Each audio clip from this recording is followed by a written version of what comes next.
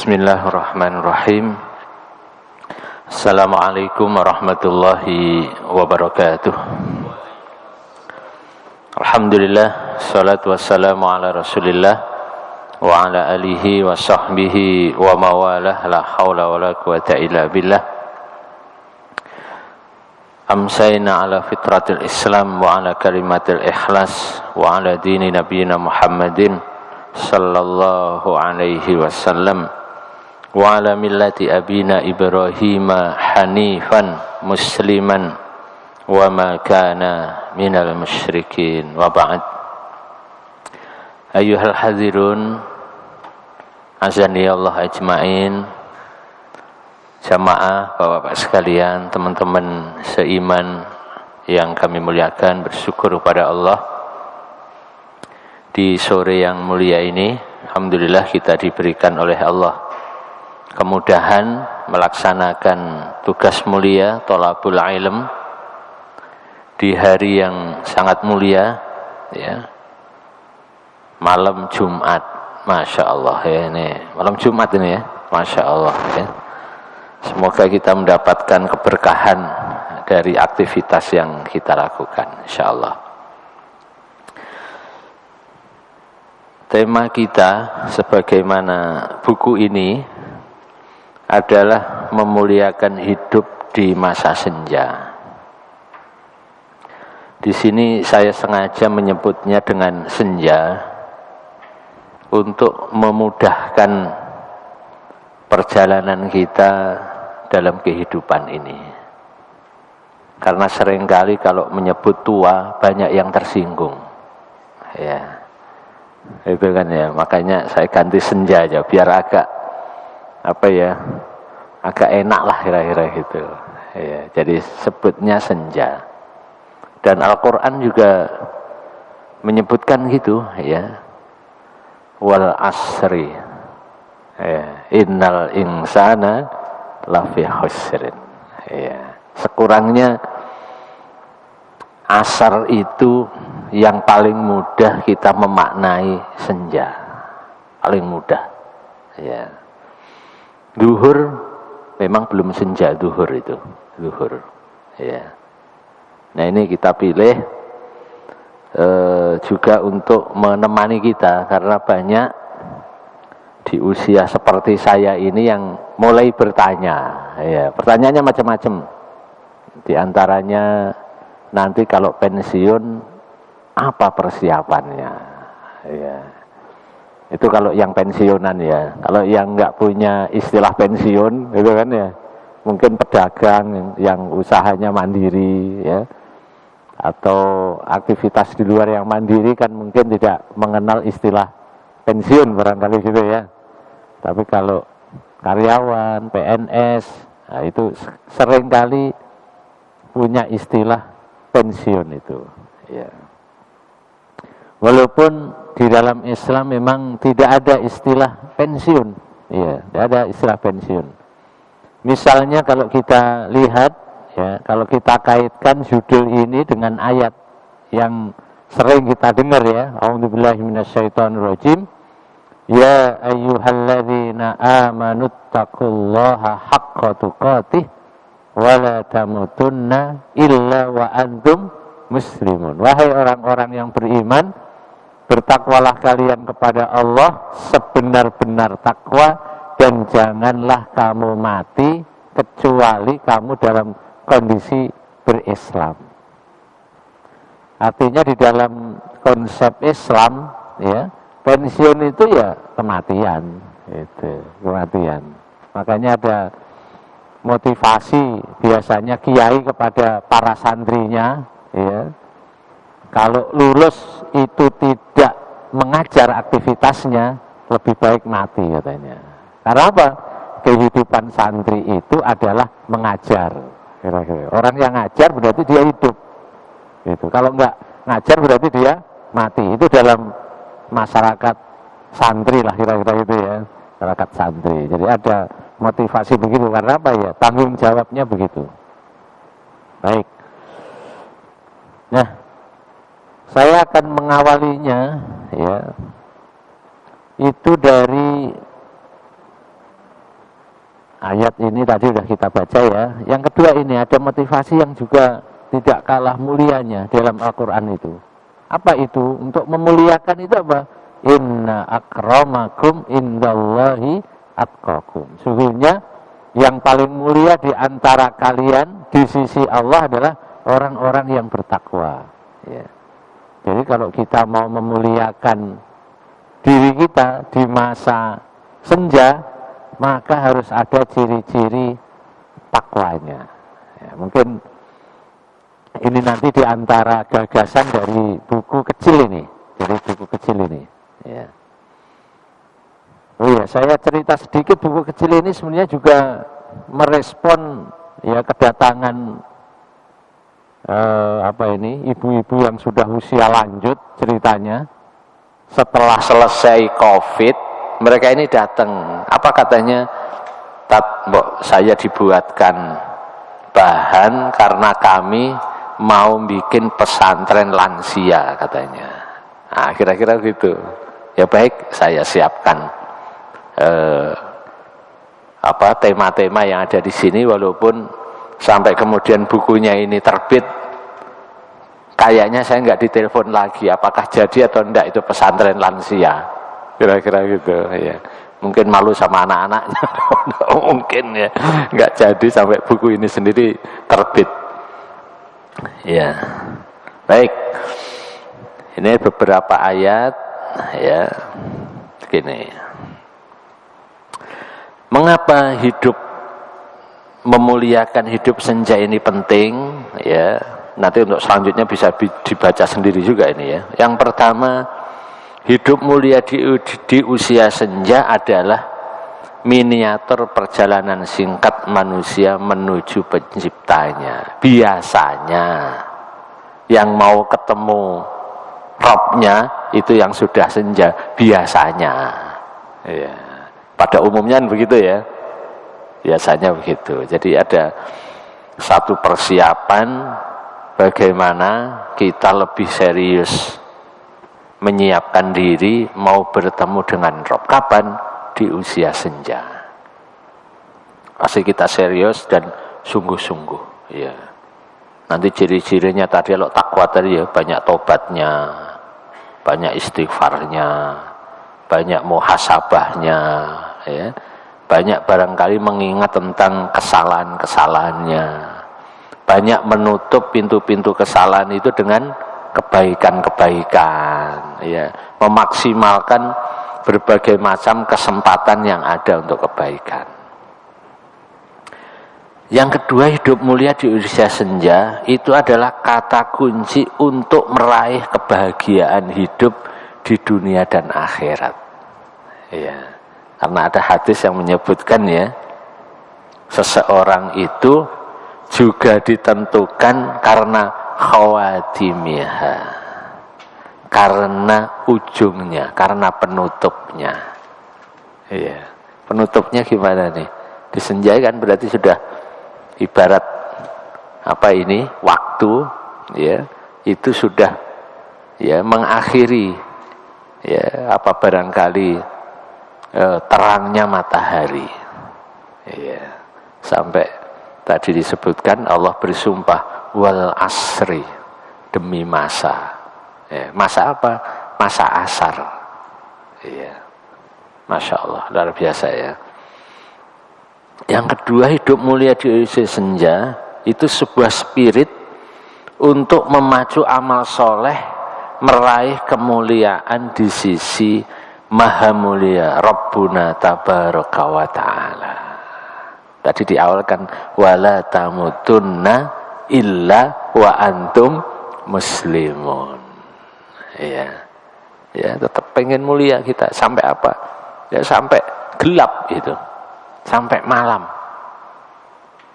Masya Allah. Mungkin Bapak sekalian usianya udah seusia saya kali ya. 50 ya. Mungkin ada udah lewat ya. Masya Allah, ini udah senja nih. Nanti kita sebutkan ada beberapa ayat yang sangat kaitan ini, pelan-pelan. Yang keempat, hidup mulia di usia senja adalah sebuah kurikulum pembelajaran.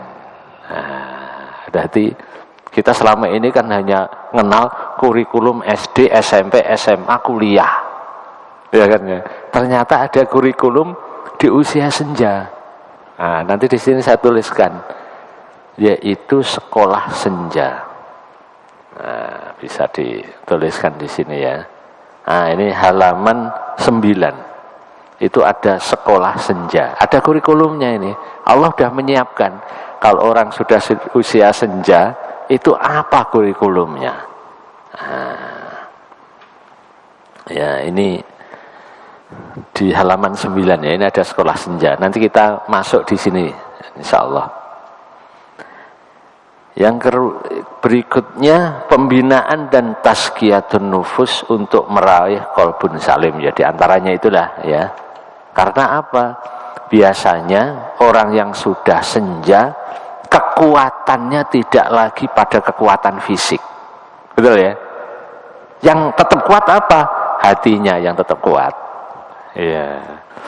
Jadi kalau kita umur 50 ini kok masih kuat, sejatinya bukan fisik kita. Tapi lebih karena qalbun kita ini yang kuat ini. Sampai 60 70 kan secara fisik sudah lemes sebenarnya ngurus keluarga itu. Iya, jangankan ngurus keluarga ya, ngurus sendiri saja sudah ngos-ngosan itu. Tapi karena hatinya kuat, itu enteng saja. Nah, bahkan seringkali ya, bapak-bapak sekalian menyembunyikan kondisi fisiknya di hadapan istri dan anak-anaknya. Sehat Pak? Sehat. Habis sehat itu ya habis ngomong sehat megangin pinggangnya, Masya Allah ya. Ini. Tapi karena pembinaan tazkiyah ya, nufusnya, hatinya itu bagus, maka fisik itu lewat saja ya. Lewat saja. Ada sebuah syair itu, wa kullu man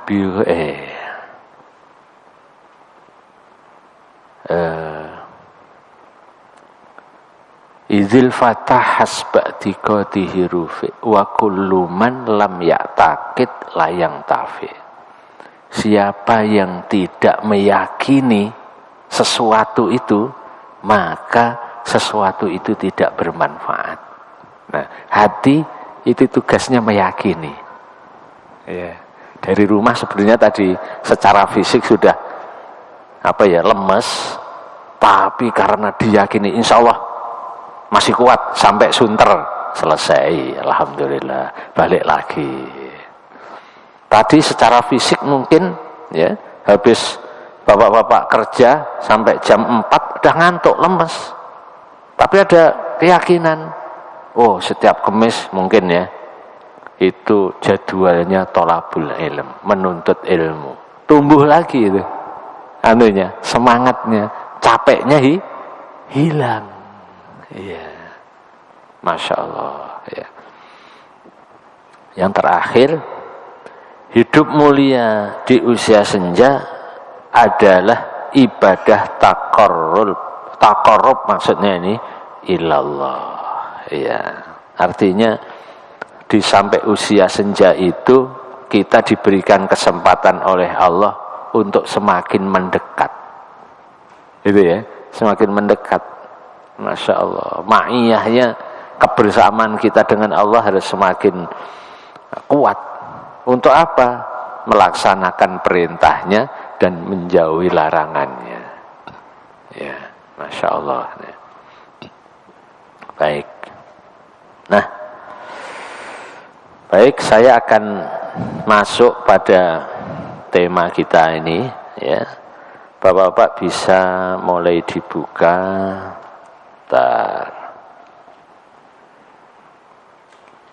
Dari halaman 5 deh, halaman 5 saja ya. Halaman 5 atau dari halaman 3 ya. Halaman 3 ini ada hadis Nabi yang sangat mulia. Saya yakin Bapak sekalian sering dengar ya, sering dengar, sering disampaikan, sangat mulia ini, ya. Ada dua nikmatani, dua nikmat yang kebanyakan manusia tertipu dengan keduanya. Tertipu. Yang pertama apa? Nikmat sehat, as-sehatu, sehat. Ya, sehat. Wal farahu, dan waktu luang. Ini dua nikmat yang luar biasa ini, sehat ini. Ya. Sepertinya tidak ada yang patut kita syukuri ya selain iman ya, itu kesehatan. Dengan sehat kita bisa ya bekerja, bisa membangun keluarga ya, bisa membesarkan anak-anak ya, bisa memberikan manfaat untuk lingkungan, untuk orang lain. Mengapa? Karena sehat.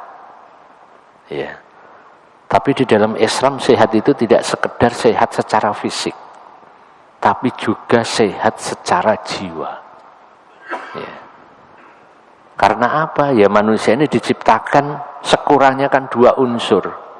Satu unsur fisik, satu unsur jiwa. Kalau barat, kayak sama bapak-bapak membaca bukunya siapa? Maslow, ya Maslow.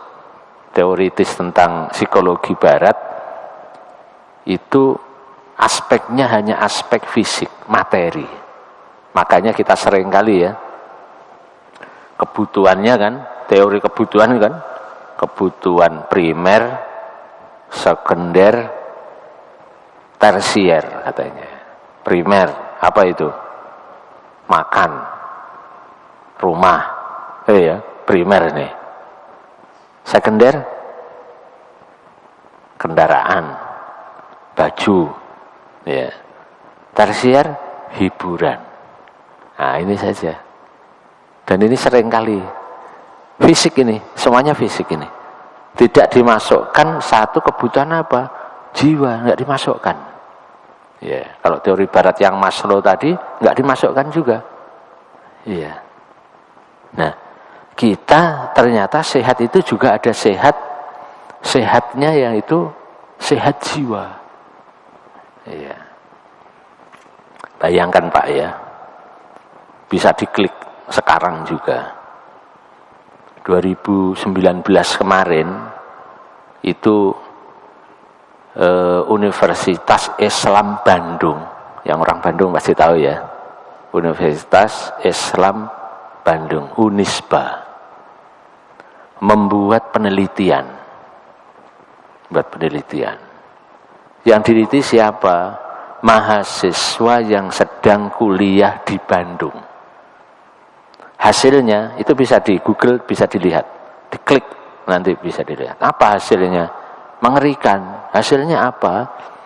Ternyata 20% dari mahasiswa yang sedang kuliah di Bandung, menurut penelitian itu, hasil surveinya, mereka sedang bercita-cita ingin bunuh diri.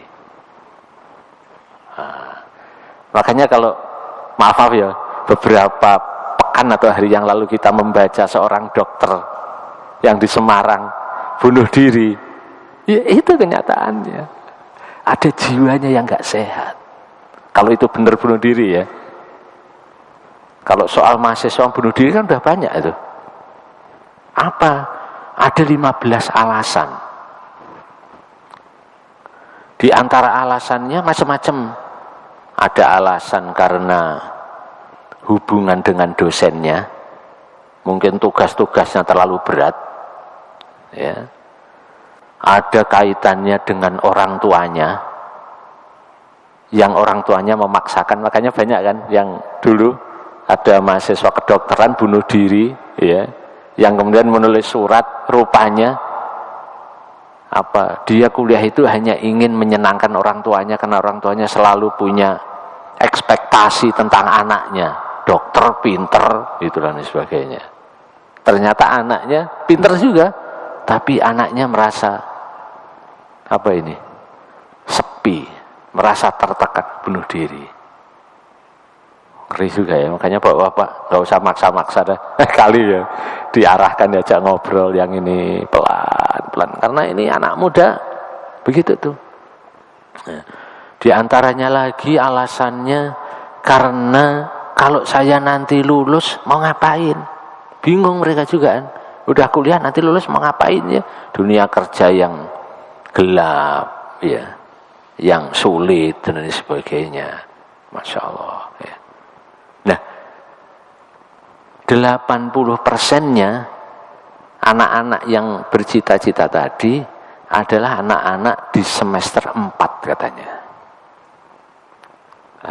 Artinya kita melihat anak semester 4 itu kan usianya kira-kira 20-21. Itu usia-usia rentan di mana ada aspek kesehatan jiwanya yang perlu ditolong.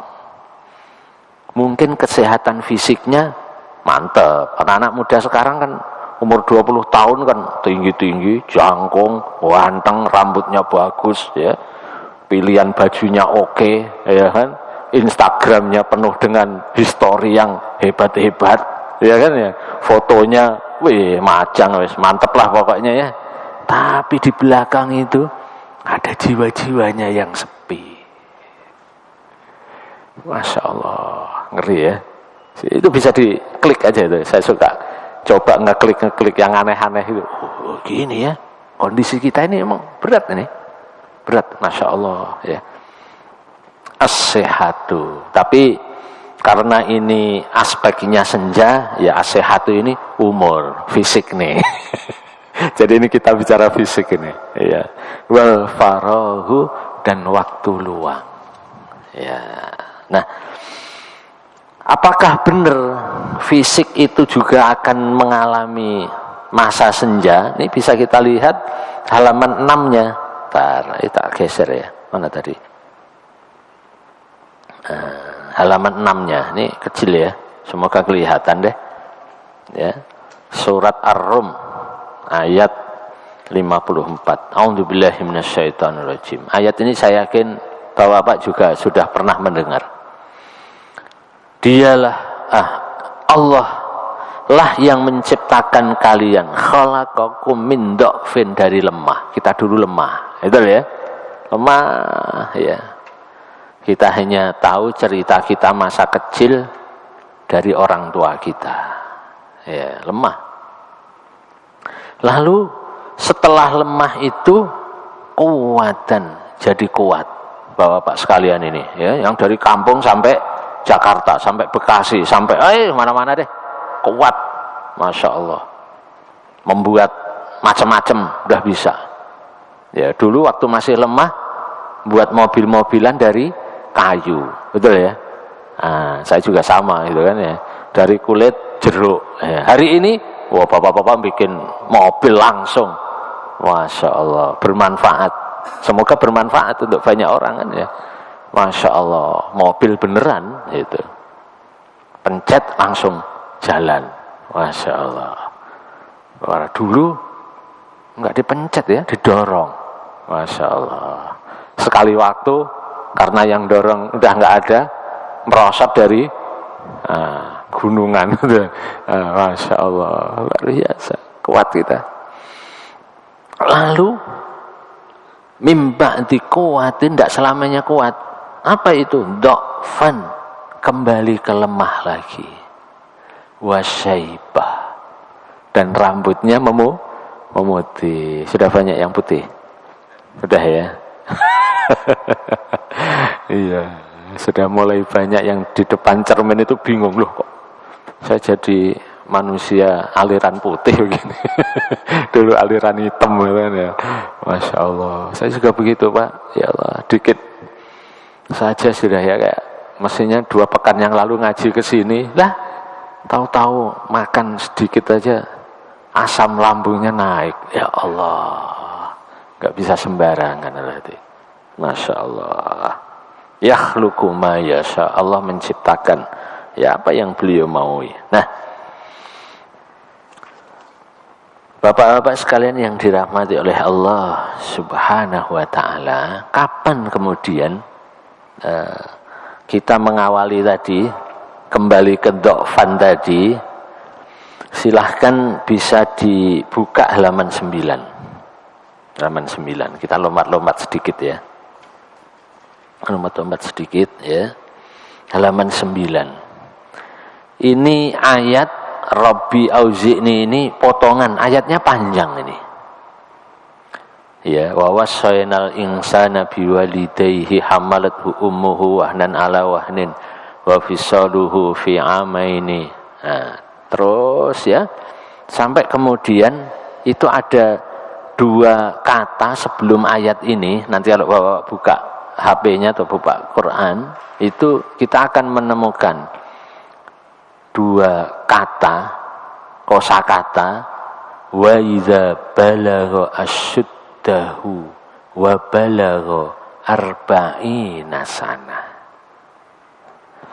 Dan tatkala seseorang itu, tadi dari yang mulai dilahirkan, kecil, gede, itu sampailah secara masa, secara waktu, seseorang itu berada di bawah sinar matahari ini, ubun-ubunnya ini.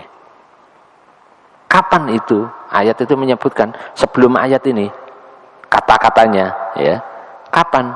Arba'ina sanah, 40 tahun. Jadi seseorang pernah memasuki satu usia di mana matahari pas di atas ubun-ubunnya. Kapan itu? Arba'ina sanah, 40 tahun. Ya. Ada yang 40? Masih 40 ada ya? Udah lewat? Udah malu-malu. Udah malu-malu ya. Kalau yang 50-60 udah saya nggak nanya lah, kayaknya kebaca. Masya Allah ya. Kita pernah arba'ina sanah. Ya. Nah, arba'ina sanah itu menurut ayat itu seperti matahari yang sedang pas sinarnya itu berada di ubun-ubun kita. Waktu duhur lah itu. Betul ya? Waktu duhur itu. Karena apa? Seseorang nggak ada bayang-bayangnya.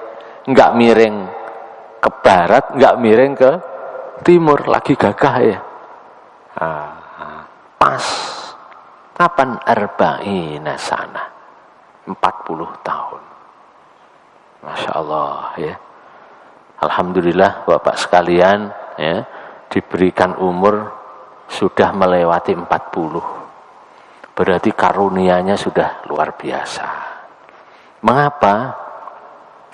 Karena di saat umur 40 itu, nah, ini 40 tahun ini ya. Ini ayatnya tadi yang lebih komplit ada di sini ya. Nah, 40 sini. Sebentar, ini. Kita nih, kata baginda Nabi itu tadi Quran kan menyebut 40. Baginda Nabi menyebutkan umur umatku itu antara 60 sampai 70. Maksudnya panjang usianya. Nah, yang 59, 11 bulan. Nah, itu sitin. Bentar lagi harus hati-hati ini. Ya. Ila sab'ina sampai 70. Wa aqalluhum man yajuzu dzalik. Dan amat sedikit orang-orang yang bisa melewati umur ini. Sedikit aja. Orang yang sampai 73 itu dikit. Ya. Pada umumnya ini. Nah, posisi kita kan 40 tadi ya. Berarti orang yang dikasih umur 40 itu berarti kalaulah yang paling tingginya tadi 70 gampangnya gitu. Berarti kita sudah hidup 2/3-nya. Allahu Akbar ya. Masya Allah. Berapa banyak nikmat kita. Ya. Nikmat macam-macamnya lah ya. Masya Allah, nikmatnya udah luar biasa loh, udah 40 itu. Para ulama menyebutkan seseorang yang umur 40 itu sekurangnya punya 5 kelebihan, sekurangnya yang langsung bisa dideteksi. Yang pertama, seseorang itu berarti umur 40 itu dia sudah dikaruniai bisa membangun rumah tangganya 15 tahun sekurangnya. Karena pada umumnya 25 tahun ya. Ini yang pada umumnya 25, berarti 15 tahun. Seseorang membangun rumah tangga 15 tahun. Masya Allah. Berarti karena sudah 15 tahun, anak pertamanya biasanya dia sudah memasuki usia balik. Begitu sulitnya seseorang merawat anak sampai di usia balik. Makanya Allah berikan kehebatan. Dia harus dalam kondisi kuat. Ya. Anak pertamanya 15, karena apa? Dia nanti akan jadi contoh adik-adiknya. Gitu kan ya? Adik-adiknya. Ya. Yang ketiga, berarti seseorang itu umur 40 tahun biasanya dia diberikan oleh Allah kemampuan untuk bisa bermasyarakat dengan baik biasanya umur 40 tahun ini. Dipercaya lingkungan, dipercaya masyarakat, bisa ikut terlibat di masyarakat. Ya. Makanya amat rugi kalau ada orang umur 40 atau lebih, dia masih tidak nyambung dengan masyarakat. Wah, bahaya ini. Iya. Masih suka main-main, barangkali gitu ya. Tidak serius dengan masyarakat, cuek dengan masyarakat. Wah, bahaya ini. Iya. Yang keempat, seseorang itu berarti umur 40 tahun biasanya dalam dunia aktivitas kerja, karirnya sedang menanjak, katanya begitu. Menanjak. Menyungsep apa menanjak? ya insya Allah nih menanjak lah, insya Allah ya. Walaupun dikit itu kan pasti ada ya. Masya Allah. Ya, biasanya begitu tuh, biasanya ya kan ya. Kalau hati-hati tadi kan itu. Yang kelima, dia sudah 2/3 dari umurnya, 40, dia diberikan oleh Allah ya kenikmatan yang luar biasa ya. Kalaulah ada ujian, berarti dia sudah bisa dalam tanda kutip menaklukkan ujian itu sampai 2/3. Masya Allah. Ini sekurangnya ini. Yang lainnya mungkin masih banyak ini ya, masih bisa ditambah-tambah lagi ini. Nah, tapi apakah orang itu akan tetap berada di umur 40? Tentu kan tidak. Tadi disebutkan mim ba'di quwwatan dha'fan wa syaibah. Akan setelah waktu duhur itu usianya 40 tadi, 40, maka dia akan memasuki gelinding ke usia asar. Ya, ke asar. Waktu asar. Ya. Di waktu asar ini pasti sudah mulai gelap.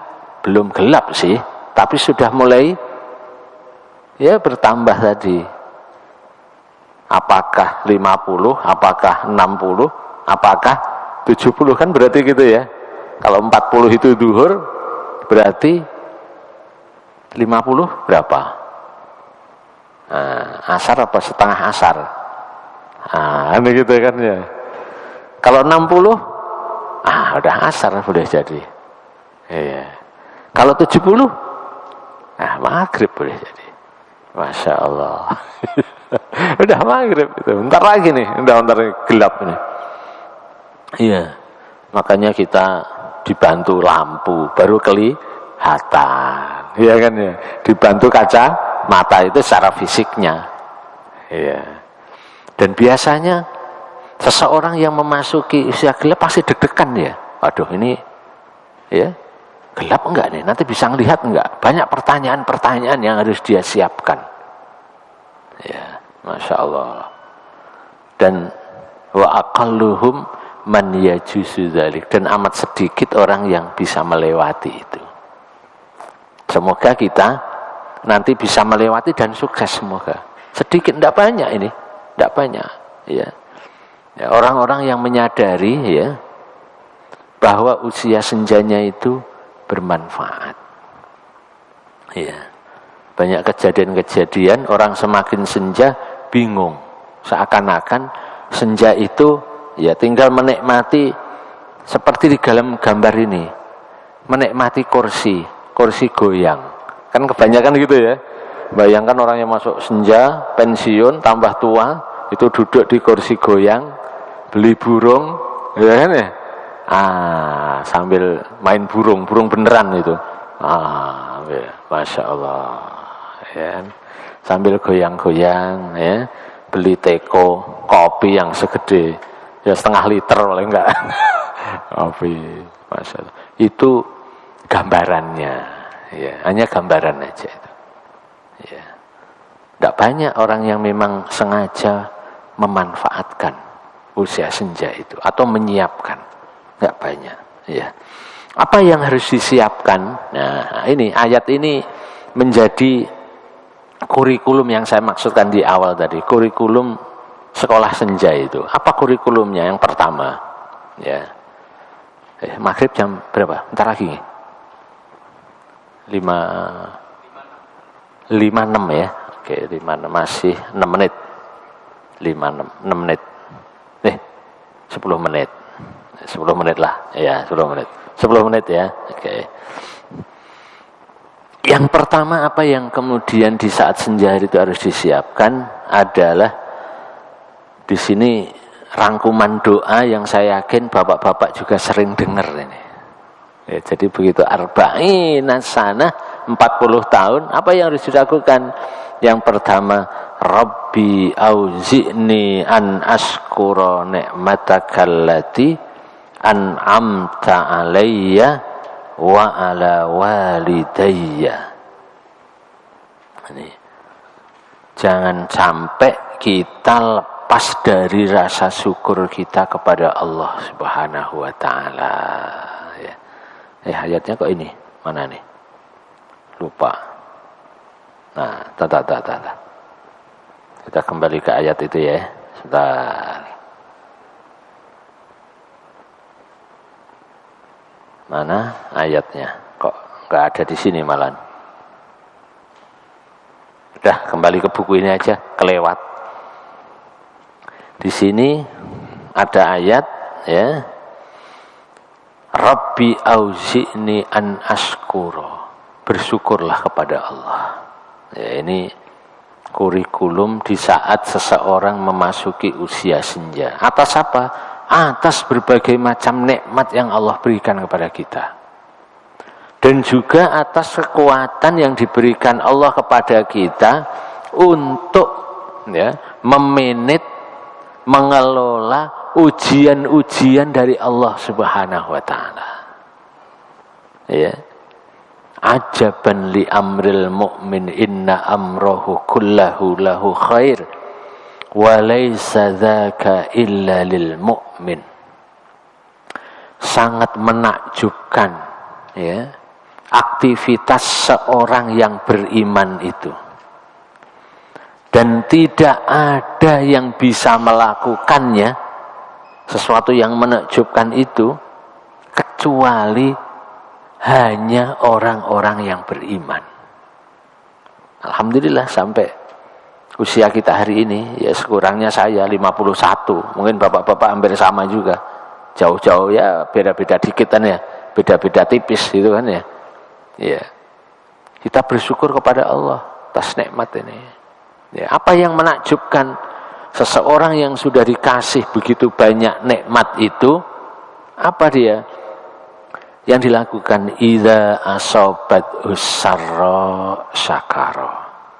Kalau dia diberikan oleh Allah kesenangan, maka yang dilakukannya syakara, bersyukur kepada Allah. Masya Allah ya. Kita bersyukur kepada Allah atas nikmat yang luar biasa ini. Bahkan ada hadis pendek yang menyebutkan yang luar biasa. Ya, saya suka mengulang-ulang hadis ini. Apa itu? Man asbaha minkum aminan fi sirbihi mu'afan fi jasadihi qudu yaumihi faka'annama hizat lahud dunya bihadzafiriha. Siapa saja yang dia bangun subuh, Allah berikan iman. Taruhlah ya, kita subuh itu dikasih iman, hari itu kasih iman di dalam hati, ya. Yang kedua dikasih kekuatan fisik kita hari itu. Lalu kemudian disediakan sarapan pagi, maka kata Nabi, kalaulah orang itu hanya seperti ini kira-kira, apa kata Nabi? Maka seakan dunia ada di genggaman tangannya. Allahu Akbar. Jadi baginda Rasul itu memotivasi sahabatnya, kita orang-orang yang beriman itu, gampangnya dalam bahasa kita, untuk berhasil itu tidak usah nunggu besok, kelamaan. Untuk berhasil kapan? Hari ini, subuh ini. Ya, subuh tadi kira-kira gitu. Kalaulah subuh tadi itu sudah ada iman, dan alhamdulillah kita ada iman ya, bisa sholat secara fisik, masya Allah, buka pintu, masuk kamar mandi, ambil air wudhu, ya, nyeklekin lampu, nyeklekin apa itu, mesin air, ya, itu kan fisik tuh. Mau berangkat kerja ada sarapan, itu saja udah cukup sebenarnya. Itu motivasinya begitu tuh. Tidak lagi pagi habis sarapan pusing lagi karena apa? Waduh, habis sarapan rekening kosong lagi nih. Enggak begitu. Enggak begitu gitu. Cara cara pandang Rasul kepada kehidupan itu seperti itu tuh. Jadi seseorang yang paginya punya iman, ya, punya fisiknya kuat, bisa sarapan pagi itu, siang belum tahu, sore apalagi, besok apalagi deh, itu saya udah cukup gitu. Makanya kita bisa bayangkan ya, sahabat-sahabat Nabi itu bisa menaklukkan, bayangkan ya, Yerusalem 4 tahun setelah Rasul wafat, bayangin. Betul ya? Luar biasa itu. Karena apa? Kekuatannya itu, ada keyakinan itu. Ya. Jadi cukup kalaulah seseorang itu pagi itu bisa sholat, bisa sarapan, udah cukup itu. Untuk apa? Kalau hanya mengais rezeki, cukup udah bisa sebenarnya. Tapi mengapa orang kemudian kok ya sudah sampai sarapan pagi masih linglung, mumet, emosi, marah-marah? Karena apa? Tidak cukup kuat ya jiwanya. Fisiknya mungkin kuat, tapi jiwanya enggak kuat. Masya Allah ya. Dan kita alhamdulillah ya masih diberikan oleh Allah ya harapan-harapan yang tidak sekedar bisa sarapan pagi, kan begitu kan ya? Betul ya? Alhamdulillah, jadi kulkas masih ada, rekening masih ada, rekeningnya aja yang ada maksudnya. Isinya belum tahu, tapi biasanya kalau ada rekening ada isinya, gitu kan ya. Makanya ada satu motivasi, saya pernah ketemu seorang dai ya, pendakwah ya di lapangan ya, dia enggak terkenal ya, biasa-biasa aja katanya. Misbah katanya, kalau rekening kamu itu kosong, tandanya sebentar lagi ada yang masuk. Itu. Karena apa? Karena kalau enggak kosong itu enggak ada yang masuk. Itu seperti ceret katanya, ceret ini nih. Kalau ini habis diisi lagi dia. Nah, gitu. Siapa yang ngisi? Allah Subhanahu wa taala. Ya, in kuntum fuqara yughnikumullah, kata Quran. Kalau kalian fakir, Allah yang akan mengkayakan. Ya, teorinya begitu. Tapi teori itu betul karena Al-Quran ya. Tinggal disabarkan aja kan ya. Dan itu sudah terbukti. Terbuktinya apa? Coba bapak-bapak dulu. Nah, yang mungkin masih ada yang lajang ya, masih ada yang bujang, masih ada yang ya sorangan itu kan ya. Ya. Kayaknya gaji bulanan nggak cukup, kayaknya, betul ya? Dapat masuk rekening tanggal muda, habis juga itu. Tapi coba Anda lihat, teman-teman yang sudah menikah, mungkin secara jumlahnya sama, tapi kok bisa punya istri, bisa punya anak. Bayangkan. Nah, luar biasa itu. Ya, gimana itu teorinya, pakai teori apa coba? Ya, Masya Allah. Nah, ini baru satu ini ya. Entek, masih cukup, dikit. 1 menit lagi, 2 menit. 2 menit. 2 menit, ya 2 menit ya. Yang pertama tadi ya, rasa syukur. Jangan sampai lepas ini. Apalagi yang udah senja, berarti udah banyak banget dah. Yang kedua, wa an a'mala sholihan tardahu. Karena sudah senja, hendaklah senantiasa memperbaiki amalnya agar amal-amal kita ini semakin soleh dan diridhoi oleh Allah Subhanahu wa taala. Tentu ini caranya dengan apa? Thalabul ilm. Ya kayak kita begini, kita akan menambah. Ya. Yang ketiga, wa aslih li fi dzurriyyati. Ingat yang sudah senja, ingat keluarganya sudah soleh atau belum ini. Nah, kan udah semakin senja nih. Marah tidak seperti kekuatan kita memarahi anak, gampangnya gitu loh ya. Mengontrol anak tidak seperti di saat kita 40 tahun, arba'ina sana. Betul ya? Pasti ini. Udah, semoga di usia kita semakin nurun, anak keluarga kita soleh. Yang ketiga, yang keempat, hendaklah memperkuat pertobatan kita kepada Allah. Dan yang terakhir, semoga ya, senja itu semakin kuat kita menyiapkan dalam kondisi wa inni minal muslimin, insyaallah. Ini barangkali tema pertama dari buku ini atau bahasan awal dari buku ini. Kita cukupkan dulu. Hadanallahu yakum ajmain.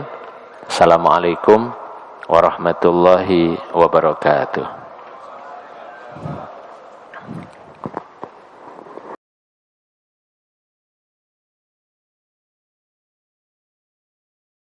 Bismillah, alhamdulillah, salatu wassalamu ala rasulillah wa ala alihi wa sahbihi wa mawalah, la hawla wa la quwata illa billah. Baik Bapak dan Ibu jemaah yang kami muliakan, kita lanjutkan di saat kita sudah memasuki atau menyiapkan diri pada usia senja, maka tidak ada lain sekedar mengulang tadi, kita bisa menyiapkan beberapa agenda ya. Agenda yang pertama adalah sebagaimana yang disebutkan dalam surat Al-Ahqaf tadi ya. Kita harus memastikan di usia senja itu, yang pertama kita mengisi waktu kita untuk bersyukur kepada Allah. Bersyukur tidak sekedar diartikan mengucapkan alhamdulillah ya, tapi memanfaatkan bagian dari syukur juga. Memanfaatkan apa yang sudah Allah berikan kepada kita ya, keterampilan yang kita miliki ya, kita syukuri. Mungkin ada pertanyaan, wah gimana nih kalau semakin bertambah umur kok bebannya semakin bertambah ya. Maka beban bertambah itu ya kita syukuri, maksudnya kita manfaatkan sebaik-baiknya, karena nanti ada hadis lain menyebutkan khairun nasi anfa'uhum linnas. Sebaik-baik manusia adalah orang yang memberikan manfaat. Ketika bebannya ditambah ya, maka boleh jadi seseorang itu dipilih, dia bisa memberikan banyak manfaat ya. Mungkin aja nanti setelah Bapak sekalian ya, nanti pensiun dari sini, tadi ngobrol di dalam situ, pulang di lingkungan jadi Pak Lurah barangkali ya, jadi anggota legislatif kan boleh juga, manfaat juga tuh, jadi apa, gubernur, bupati, ya kan ya, umur kan udah cukup kan ya, jelas kan, umur udah cukup itu kan ya, nggak perlu ke MK lagi kan, tinggal memanfaatkan itu kan ya. Karena apa ya, memang nanti kalau kita kaji beberapa ayat dan hadis, seseorang yang memasuki, menambah apa, bertambah umurnya itu tadi kan disebutkan yang tersisa itu adalah hatinya. Yang kedua, seseorang itu Allah berikan hikmah. Orang tua itu biasanya punya hikmah, ya. Hikmah, ya. Ngomongnya sama, ayat yang disampaikan sama, tapi karena keluar dari orang yang secara umur sudah senja, itu yang keluar adalah hikmah. Dan kita sering kali dengar ya, kayaknya ayat itu dibaca teman kita, ya itu. Seorang guru, seorang ustadz, seorang syekh baca itu, tapi mengapa kok beda? Karena Allah berikan orang yang bertambah umur itu yaitu hikmah. Dan hikmah itu kita syukuri, Masya Allah ya. Yang kedua adalah kita harus mengecek ulang amal-amal kita ini. Amal kita ini semoga ya kita perbaiki, ya kita perbaiki amal-amal kita ini. Karena masa iya sih usia sudah memasuki usia senja tapi amalnya belum menunjukkan ya potensi-potensi yang mengarah kepada yang baik, kan sayang juga itu ya. Yang ketiga adalah ya usia senja itu semoga kondisi keluarga ya, kondisi anak-anak, kondisi famili itu sudah dalam kondisi soleh ya pelan-pelan tentunya ya. Ya tentu PR kita utama adalah ya keluarga inti. Ya, keluarga inti. Yang keempat adalah semoga kita senantiasa ya bertobat pada Allah kapan di usia senja itu. Nah, ini tema-tema yang harus selalu diingat oleh kita. Ya. Dan yang terakhir, semoga di usia senja itu kita mampu merawat, menjaga keislaman kita sampai akhir. Iya kan? Karena disebutkan ya bahwa seseorang itu juga sangat ditentukan bi khawatimiha, ditentukan pada saat akhirnya. Akhirnya gimana? Bisa enggak ya mengucapkan ya, mengakhiri di akhir hayat itu amal-amal yang soleh ya, sehingga seseorang diberikan ya pertolongan oleh Allah untuk meraih husnul khatimah ya. Ini barangkali pembuka sesi kedua, mungkin ada pertanyaan atau apa, monggo dipersilahkan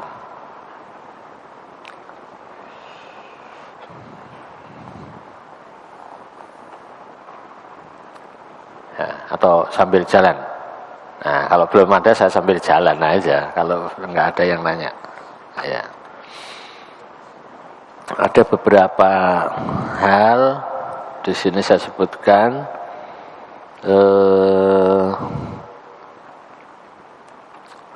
Sebentar. Apa saja nutrisi orang-orang yang sudah masuk di usia senja? Nah, ini halaman 45, silahkan 45 ya, kita lompat dikit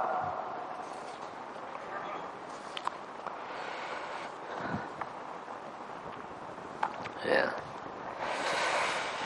Tulisan ini saya selalu setiap bab itu saya awali dengan doa, saya akhiri dengan doa. Mengapa? Orang yang senja itu harus banyak doa ya kan ya. Yang diperbanyak apa? Doanya. Karena apa? Ya udah terbatas biasanya kan apa-apanya, tenaga terbatas ya. Daya ingat mengalami PDI, pengurangan daya ingat Nah, ini anggota PDI semua ini. Ya, pengurangan daya ingat. Iya, betul ya. Masya Allah. Berapa kali kita sering keliru, ya, Masya Allah. Keliru. Kacamata di mana lupa, kunci lupa, sepatu lupa, kaos kaki lupa. Masya Allah. Ya, daya ingat jelas ini. Ya. Nah, karena biasanya itu tadi daya ingat kurang, ya fisik, ya fisik kita pasti ya. Saya yakin Bapak sekalian di tas itu ya isinya nggak jauh-jauh dari minyak angin, ya, minyak angin, obat gosok, herbal, nah, itu aja tuh. Ya, nggak kayak dulu ya. Isinya itu tuh selalu nggak lupa. Pergi kemana-mana itu. Ya, obat sakit perut. Nah, ya kan ya. Itu selalu. Ya, Masya Allah. Kalau kita tinggal atau mau pergi kemana, pasti kita akan ngecek dulu ya hal-hal yang nanti akan memudahkan kita. Ya. Dingin atau enggak, panas atau enggak dan lain sebagainya. Ya. Di sini ada doa yang juga sering kita dengar ya, atau Bapak juga sudah terbiasa. Allahumma a'inni ala dzikrika wa syukrika wa husni ibadati. Ya Allah, tolonglah aku untuk berzikir kepadamu, bersyukur kepadamu, serta beribadah dengan baik kepadamu. Masya Allah ya. Orang yang sudah senja ya ini memang udah mau apain lagi ya. Membangun cita-cita baru iya sih boleh ya, tapi pasti melihat ini daya kekuatannya ya. Apa nutrisi yang harus terus kita tumbuhkan untuk senantiasa tadi muncul rasa syukurnya kepada Allah Subhanahu wa taala? Yang pertama adalah nutrisi iman dan amal soleh. Umur boleh tua, ya, boleh senja, ya, fisik boleh berkurang, daya ingat juga boleh berkurang, tapi kita harus senantiasa memiliki amal soleh. Ya. Ya. Man amila solihan min dzakarin au unsa wa huwa mu'minun falanuhyiyannahu hayatan thayyibah wa lanajziyannahum ajrahum bi ahsani ma kanu ya'malun. Ya. Barang siapa yang beramal soleh, laki-laki dan wanita, dan dia dalam kondisi beriman, maka aku Allah Subhanahu wa taala akan menghidupkan seseorang itu hayatan thayyibah. Ya. Di sini tidak dibatasi hayatan thayyibah itu apa di akhirat, enggak, di dunia juga. Bentuknya apa? Kata para mufasir, hayatan thayyibah bentuknya nakirah, tidak ada alnya. Ya. Kalau kata benda ada alnya, itu terbatas. Tapi kalau kata benda tidak ada alnya, hayatan thayyibah itu berlaku umum. Fit dunya wal akhirah. Masya Allah. Semoga kita juga demikian. Semakin senja, semangat ibadahnya tetap nggak hilang, bahkan semakin bertambah. Ya. Semoga rezekinya ya cukup aja, nggak usah nambah banyak-banyak. Nanti ya orang sudah senja, kalau hartanya tambah banyak malah aneh-aneh nanti. Ya, aneh-aneh itu biasanya malahan. Ya, pengennya macam-macam. Ya cukup aja, ya cukup. Bahkan walanajziyannahum, kami akan ya membalas ya kepada mereka selebih baik, ya akan membalas seseorang yang beriman, yang beramal soleh itu nanti pada yaumul qiyamah bi ahsanima, ya, dengan balasan yang lebih baik dibandingkan yang dilakukan di dunia. Masya Allah. Walaupun sudah senja, banyak orang yang bertanya, nanti gimana? Kalau sudah senja biasanya sudah tidak seperti waktu muda. Waktu muda sholatnya bisa berdiri, rukuk komplit, ya. Tapi kalau sudah senja, pakainya kursi. Nah, waktu masih muda, masih kuat membaca, ya, satu rukuk barangkali, bacaan ayatnya, bacaan Qur'annya, ya, tilawahnya, 2 lembar. Ketika sudah senja gimana kok? Jangan kan baca 1 lembar ya, baca satu ayat sudah, ya, keluar air mata, ngantuk, ya, lupa. Bahkan bukan cuma baca, yang sholat sudah mulai lupa. Saya ketemu juga tuh, Masya Allah, bapak-bapak udah 70-an. Saya ini sholat kadang-kadang nggak sampai selesai, katanya. Lah ngapain? Nerusin surat Fatihah hanya 3 ayat, setelahnya lupa. Allahu Akbar, ya. Nggak kuat, nggak inget lagi apa, ya. Apalagi baca ayat. Masya Allah, ya. Gimana kalau kondisinya seperti itu? Di sini saya sebutkan, ya. Kalau ada kasus-kasus seperti itu, bisa dibaca di halaman 110. Ya, 110. Ya. Jadi idza maridal abdu, jika seorang hamba itu sakit, seorang hamba sakit, tua termasuk, ya, sakit, orang tua itu udah sakit, ya kan, ya, ya kan, daya ingatnya itu udah sakit juga kan, ya, udah sakit apa namanya, sakit lupa, ya, lupa, ausafaro, atau sedang dalam perjalanan, kutiba, maka ditulis lahu baginya misra makana ya'malu muqiman sahihan, maka baginya pahala seperti kebiasaan amalnya ketika sehat dan berada di rumah. Allahu Akbar. Maka beruntunglah, ya, walaupun kita ini sudah senja, ya, apa yang kita lakukan maksimal sebisa mungkin dirawat semaksimal mungkin. Mengapa? Nanti biar pada waktunya seseorang itu sakit, ya kan, udah mulai lupa, udah mulai, ya, tidak kuat fisiknya dan lain sebagainya, ya, mestinya sholat 4 rakaat hanya 2 rakaat barangkali gitu, ya, mestinya biasanya banyak, bacanya sedikit, ya. Kondisi-kondisi seperti itu, ya, kalau orang sudah terjatuh marido tadi, sakit seperti itu, maridul abdu, maka tetap berlaku orang yang sudah marid itu, yang sudah sakit itu, yang dulunya biasa melakukan amal yang bagus, maka pahalanya itu akan tetap berlaku seperti di saat dulu masih sempurna. Masya Allah. Dan itu kita pastinya apa? Pasti memasuki yang tidak sempurna tadi. Ya kan, pada waktunya. Mungkin di lingkungan kita kan sekarang udah mulai banyak, ya, yang sholatnya duduk di kursi. Tapi kalau di sini belum ada kan, ya, nggak boleh. Siapin kursinya, udah disiapin, ya. Masya Allah. Tapi orang yang dulu sebelum duduk kursi itu adalah dia rajin, pada waktunya dia duduk di kursi, pahalanya tetap seperti dulu di saat sebelum duduk di kursi. Allah Akbar, luar biasa ini. Masya Allah.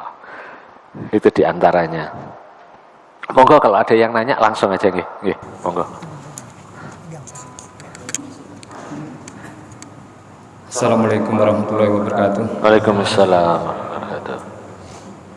Mungkin pertanyaan saya ada 2, Pak Ustadz. Yang pertama, tadi Pak Ustadz membahas tentang PDI, ya, pengurangan daya ingat. Kalau orang tua kebanyakan, ya, harus bisa dikatakan mulai pikun, ya. Mungkin ada kiat-kiat khusus untuk biar di masa tua itu kita nggak pikun. Terus yang kedua, kita biasanya masih punya orang tua, cuman kebetulan, ya, jauh, ya, di kampung. Kita sebenarnya mungkin mau berbakti, ya, biasanya tapi kita masih jauh. Mungkin bisa dikasih tip-tipnya Pak Ustadz. Terima kasih. Assalamualaikum warahmatullahi wabarakatuh. Waalaikumsalam. Masya Allah. Dua pertanyaan yang penting ini. Dan saya yakin masing-masing kita punya pertanyaan ini. Beliau mewakili kita. Ini pertanyaannya sama ini. Yang pertama, gimana untuk mengobati kepikunan? Saya beberapa kali membaca dan dapat nasihat dari dokter. Yang pertama, seseorang harus terbiasa membaca katanya. Termasuk membaca Al-Quran. Itu akan menjaga pikun itu datang lebih cepat. Jadi pikun itu datang lebih cepat. Membaca, ya, itu. Apakah membaca secara fisik teks gini, ya, atau sekarang di HP ya. Tapi lama-lama kayaknya kita udah nggak kuat ya, loh. Umur sudah ini ya, mata kita udah membaca. Di antaranya yang paling mudah kebiasaan kita kalau sudah semakin tua ya membacanya apa? Ya membaca Al-Quran. Kayaknya itu jadi pantas gitu. Orang tua baca Quran pantas. Itu kan ya? Itu. Orang tua baca berita pantas juga sih, tapi tambah pusing, gitu kan ya? Itu. Yang kedua, untuk menjaga kepikunan, saya pernah ngantarkan ayah saya karena juga kondisinya begitu ke satu dokter. Kata dokternya dunia kesehatan, ya, tetap walaupun seseorang untuk mengatasi kepikunan itu melakukan sesuatu yang terus menerus walaupun pekerjaan itu ringan, ya, saumpama, ya, sekedar mengingat kapan, kalau di kota mungkin susah ya, kapan ayam itu ngasih makan ayam, kapan, ya ringan-ringan aja gitu. Kan tetap fisik ini harus juga digerakin. Kalau baca Quran tadi kan hati itu ya lebih ta'abudan ilallah. Tadi ada aspek fisiknya itu perlu dilakukan tadi, jalan-jalan ya secara kesehatan gitu adanya. Bahkan karena ya saya orang kampung, itu tadi disarankan bapak, ayah itu waktu saya konsultasi itu belikan ayam katanya. Biar apa?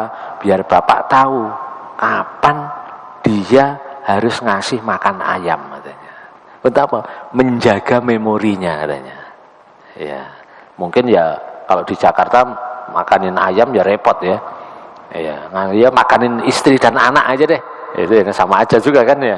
Artinya apa? Walaupun sudah pikun, boleh seseorang itu masih punya aktivitas yang sifatnya duniawiyah.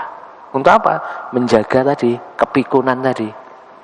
Tapi orang yang tidak ada aktivitas, ya, bahkan sengaja mengurangi aktivitasnya, itu akan mempercepat kepikunan katanya. Karena apa? Enggak ada yang diingat lagi, ya kan ya? Ya jalan Yosudarso enggak ingat lagi kan ya, repot ya kan? Yosudarso ini ya, bapak ingat, nah itu, masya Allah. Jadi penting nanti silaturahmi ke rumah kawannya dulu seangkatan di mana, pakai motor atau pakai mobil, sekedar itu aja untuk nginget-inget itu bagian dari itu katanya. Masya Allah, ya. Ini yang pertama, silahkan nanti dikembangkan ya. Mungkin kalau makan ayam susah karena hidup di Jakarta dan Bekasi ya, kan susah. Ngingu ayam bisa dimarahin tetangganya gitu ya. Ya mungkin pakai ikan gitu, kalau ikan mungkin udah ya pakai akuarium atau apa, ya terserah lah pokoknya. Atau punya kebiasaan tiap pagi nyiramin bunga barangkali. Nah, itu hal-hal ringan. Ya. Atau mungkin membantu istrinya nyuci piring. Nah, boleh nggak? Boleh, ya. Saya terus terang saya sendiri, ya. Karena ya kadang-kadang di rumah kalau cuma anak sama di luar kota, ini kan ya. Apa aktivitas, ada piring yang kotor, saya ikut nyuci. Untuk apa? Hiburan. Pulang malam, keluarga udah tidur, masih ada piring kotor, nah nyuci. Untuk apa? Hiburan. Kadang-kadang nyuci, saya sengaja nyuci, nggak pakai mesin cuci gitu, cuci sendiri, walaupun 2-3 baju udah cukup lah. Untuk apa? Aktivitas fisik. Nah, itu jangan semuanya diserahin mesin. Nanti mesin kita ini nggak bergerak, ya kan ya. Mesin mobil kita nggak bergerak, rusak juga kan ya. Itu panasin. Itu. Yang pertama, yang kedua terkait dengan tadi ya pertanyaan pada umumnya, gimana kondisi kita di luar kota yang jauh? Apakah masih memungkinkan kita berbirrul walidain? Insya Allah masih. Ya masih. Tentu birrul walidainnya tidak dengan bertemu fisik. Ya, tidak bertemu fisik. Bagaimana cara birrul walidainnya? Pertama, kita bisa ya, berbirrul walidain melalui ibadah-ibadah. Jadi ibadah kita ini itu adalah cara lain Allah memberikan solusi kita tetap berbirrul walidain kepada orang tua kita. Bahkan tidak sekedar orang tua dalam artian ayah dan ibu, tapi sampai ke atas sana. Nanti di antara ayatnya ya kita bisa baca seumpama saya tadi pasnya mencatat tadi surat Mukmin atau surat Ghafir namanya. Bisa surat Mukmin karena namanya dua, surat Mukmin atau surat Ghafir. Itu antara ayat 6, 7, 8 itu menyebutkan tentang alladzina yahminunal arsya, malaikat yang menyangga ars dan yang ada di sekelilingnya itu mendoakan kepada orang-orang yang beriman. Ya. Apa doanya? Agar diberikan ampunan kepada mereka, diberikan rahmat kepada mereka, diterima tobatnya kepada mereka. Wamin, dan diantaranya selain yang melakukannya siapa? Wamin abaihim, dan yang didoakan malaikat disebabkan orang yang ibadah tadi min abaihim, ayah dan ibunya. Aba itu sebenarnya bukan cuma ayah dan ibu, tapi jalur orang tua ke atas. Jadi kita menuntut ilmu, kita beribadah dengan baik seperti ini, itu pahalanya tidak sekedar kepada kita, tapi jalur ke atas. Masya Allah ya, luar biasa. Itu kan birrul walidain berarti.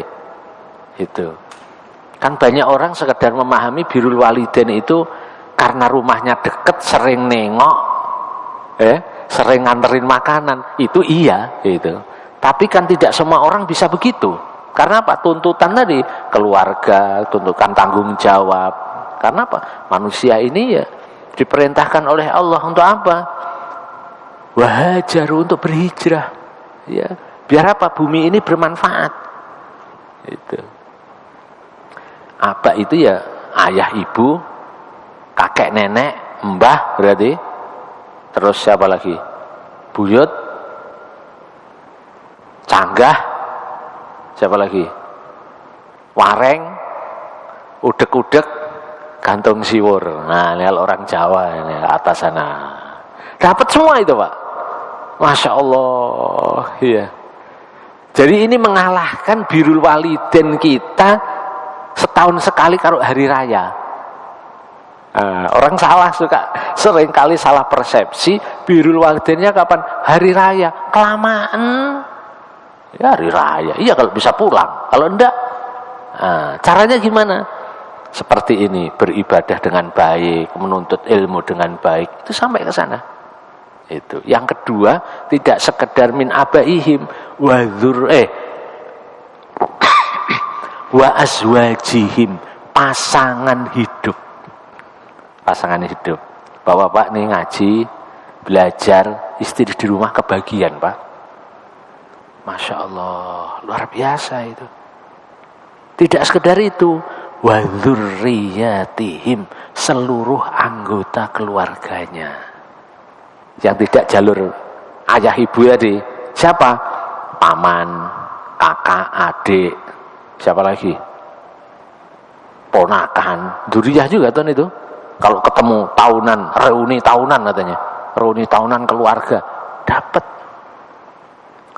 Jadi alangkah ya ruginya orang yang tidak rajin ibadah, tidak rajin nuntut ilmu, rugi dia. Berarti dia sejatinya tidak sekedar dia sendiri punya kepentingan, tapi dia tidak peduli kepada keluarganya. Allahu Akbar ya. Masya Allah. Jadi silahkan nanti dibuka tadi ya, surat Ghafir 678. Itu doanya malaikat itu. Ya. Masih banyak lagi ya. Wa rabbana wa adkhilhum jannati adnil lati wa'adnahum wa man sholaha, nanti ya dalam surat Mukmin ayat 8 ya. Ya Allah, masukkanlah mereka, doanya malaikat tadi, ke surga yang telah engkau janjikan kepada orang-orang yang engkau janjikan. Siapa? Wa man sholaha min abaihim tadi. Allahu Akbar. Masya Allah ya. Jadi itu cara birrul walidain juga. Kita bersedekah ya. Apalagi ya, kalau yang kita lakukan adalah dulu yang pernah diajarkan oleh orang tua kita yang baik-baik. Orang tua kita dulu ngajarin, kamu nak sholat di masjid. Hari ini kita merasa, oh iya, saya sekarang bisa sholat. Itu ingat kita, dulu yang nyuruh bapak saya. Kita jaga itu. Ya. Walaupun bapak kita nggak sempat ngajarin detailnya, tapi hanya suruh nyuruh, hanya sekedar nyuruh. Tapi nyuruh itu membuat kita jadi sekarang tambah bermanfaat. Masya Allah. Luar biasa. Jadi itu cara birrul walidain yang lebih luas, lebih panjang dibandingkan hanya sekedar tinggal atau tiap hari bisa melihat. Dan kalau ini kita bisa ceritakan, kita sampaikan ke orang tua yang ada di kampung, saya yakin mereka itu akan senang. Ya, makanya kita atau bapak-bapak sekalian kalau pulang kampung, Mbah, ini alhamdulillah Mbah, atau ngabarin lewat telepon, cucunya sekarang sudah khatam Quran, Mbah. Nah, itu dapat pahala dia. Karena apa? Kan dia dulu ngajarin anaknya, kita nih anaknya, kita ngajarin anak kita, cucunya. Itu mendapatkan itu, dan itu kita ceritakan sebagai apa? Hiburan. Dan itu birrul walidain juga. Makanya nanti kalau birrul walidain itu dimaknai ketemu fisik, nggak ada dakwah, ya kan ya? Tidak ada. Sahabat Nabi itu kan menurut ahli sejarah yang dimakamkan di sekitar Mekah Madinah itu katanya tidak lebih dari 300 orang. Yang lainnya itu dimakaminya jauh-jauh. Sampai Bukhara, sampai macam-macam ya. Ya sampai Palestina, sampai ini. Karena apa? Karena birrul walidainnya itu juga bagian atau diterjemahkan dari pekerjaan dia berdakwah itu. Mereka tinggal wafat bahkan di tempat yang lain. Bahkan siapa itu tabiin ya, Al-Ansori itu kan dimakamkannya di Antakya, di mana? Di Turki sana. Ketika terjadi pembukaan wilayah di tempat itu, Masya Allah ya. Jadi begitu insya Allah. Jadi asal kita ya ibadah rajin, amal soleh rajin, nuntut ilmu, pokoknya amal yang baik itu adalah bagian dari birrul walidain. Dan nanti ada hadis, pernah bapak-bapak mungkin pernah dengar ya, kan Rasulullah melarang, janganlah kalian menghina orang tua kalian, katanya. Ada sahabat nanya, mana mungkin ya Rasul, seorang anak kok menghina orang tua? Bukan begitu. Kamu menghina orang lain kemudian menghina orang tuamu. Kan ada kan ya, kita marahin orang lain, kata si orang itu anaknya siapa. Nah, itu berarti kita sedang menghina orang tua. Sebaliknya, seseorang yang berbuat baik kepada orang lain, maka sejatinya seorang anak ini sedang berbuat baik kepada orang tuanya. Kata orang yang kita berbuat baik, Masya Allah, ini putranya siapa, anaknya siapa. Alangkah baiknya orang tuanya mendidik dia, Masya Allah. Ya. Itu bagian juga dari birrul walidain. Wallahu a'lam bishawab. Cekap. Masya Allah.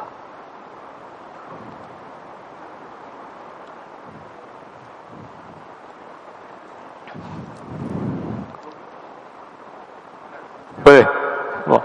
Terkait birrul walidain, ketika seorang anak beramal, Waalaikumsalam. Itu.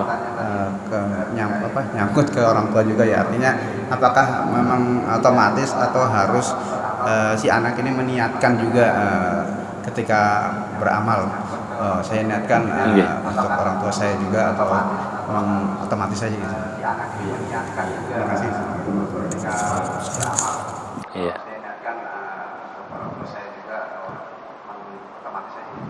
Iya, iya. Waalaikumsalam. Itu. Ada kalanya yang diniatkan untuk amal-amal yang khusus. Apa seumpama kaitannya dengan haji. Jadi badal haji, dulu orang tuanya pengen haji, sampai wafat nggak bisa. Alhamdulillah salah satu putranya dapat rezeki. Saya mau badalin haji orang tua, boleh. Iya. Tapi itu kan terbatas cuman. Amal-amal yang lain gimana? Nggak usah diniatkan, otomatis sholat. Kita sholat kan untuk kita sendiri nih.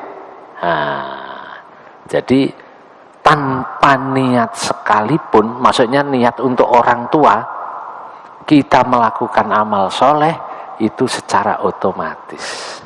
Idza matabnu adama in qata'a amaluhu illa min salasin. Manakala anak Adam wafat, mati, maka akan terputus seluruh amalnya kecuali 3. Apa itu? Salah satunya adalah waladun soleh yad'ulah. Anak soleh yang selalu mendoakan. Mendoakan dari mana? Boleh jadi mendoakan tidak dari anaknya, tapi seperti ayat surat Ghafir tadi. Karena si anak ini melakukan kesolehan, yang doakan siapa? Malaikat. Ya, Masya Allah ya. Jadi kita sholat yang benar, nuntut ilmu yang tekun, ya, mengurus keluarga yang baik. Sebagian karena pengurus keluarga kan kewajiban, ya kan, amal berarti ya. Maka itu akan didoakan malaikat. Dan kalau kita ingat, malaikat itu tidak pernah bermaksiat kepada Allah. Yang nggak pernah bermaksiat berarti doanya terkabulkan. Allahu Akbar. Insya Allah. Cukup. Masih? Pas. Oh iya. Baik. Demikian, mohon maaf. Semoga bermanfaat. Bisa dibaca-baca, nanti kalau ada pertanyaan atau apa bisa dikirimkan lewat nomor telepon atau yang lain ya, media yang lain. Hadanallah yakum ajmain. Assalamualaikum warahmatullahi wabarakatuh.